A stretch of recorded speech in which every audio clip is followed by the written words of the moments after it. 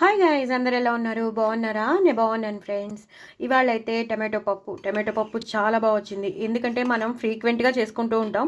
Tomato పప్పు అనేది weekly twice కానీ థ్రైస్ కానీ ఉంటూనే ఉంటుంది. ఎన్ని పప్పులు చేసుకున్న టమాటో పప్పు అనేది మనం రెగ్యులర్గా చేసుకుంటూ ఉంటాం. అందులోనూ నేను చేసిన పప్పు అయితే ఎప్పుడు కందిపప్పుని వేయించి చేస్తాను. అలాగే ఎక్కువ టమాటోలు వేసుకున్నాను, చింతపండు వేసుకున్నాను, వెల్లుల్లిపాయ పోపు పెట్టుకున్నాను, ఇంకో పోపు కూడా పెట్టుకున్నాను. కాబట్టి చాలా చాలా బాగా వచ్చింది. పుల్లగా భలే బాగుంది టమాటో పప్పు. వేడివేడి అన్నంలో నెయ్యి వేసుకుని, అప్పడాలు నంచుకుని, ఇలా చల్ల మిరపకాయలు నంచుకుని, ఇలా వడియాలు నంచుకుంటే ఎంత బాగుంటుందో కదా. అలాగే పాలు విరిగిపోయాయి. ఎంత ఫ్రిడ్జ్లో పెట్టినా పాలు విరిగిపోయాయి. ఎలా విరిగిపోయాయో తెలీదు.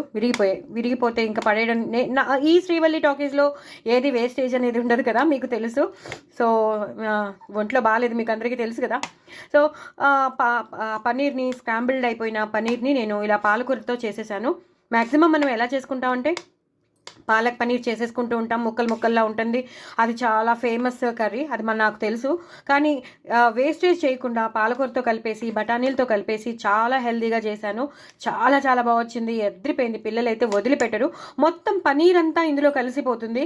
సో ఇంకా ఒకరికి తక్కువ ఒకరికి ఎక్కువ వచ్చాయని అది ఉండదు. ప్లస్ మొత్తం అంతా విటమినైజ్డ్, మొత్తం అంతా మనకి ఆ పన్నీరు వెళ్తుంది, పాలకూర వెళ్తుంది, అలాగే మనకి ప్రోటీన్గా బఠానీ కూడా వెళ్తుంది. ఎంతో ఎంతో టేస్టీగా వచ్చింది. చాలా బాగా వచ్చింది. ఈ మాట ఎప్పుడైనా సరే పాలు విరిగిపోతే పడేసుకోకండి, ఇలా చేసేసుకోండి. ఎప్పుడు స్వీట్ ఏదైనా చేసుకుంటారేమో, స్వీట్ చేసుకోకుండా ఇలా చేసుకోండి. పాలకూర ఉంటే మాత్రం ఏ తోటకూర అయినా సరే, ఎందులో అయినా ఆకుకూరలో కలిపేసుకుని చేసేసుకోండి. చాలా చాలా టేస్టీగా ఉంటుంది. నిజంగా చాలా టేస్టీగా ఉందండి. ఆ బఠానీలు వేసానేమో అదిరిపోయింది. రోటీలోకి బాగుంటుంది, పూరీలోకి బాగుంటుంది, ఇంకా అన్నంలోకి అయితే చూసారు కదా ఇంత బాగుంటుంది.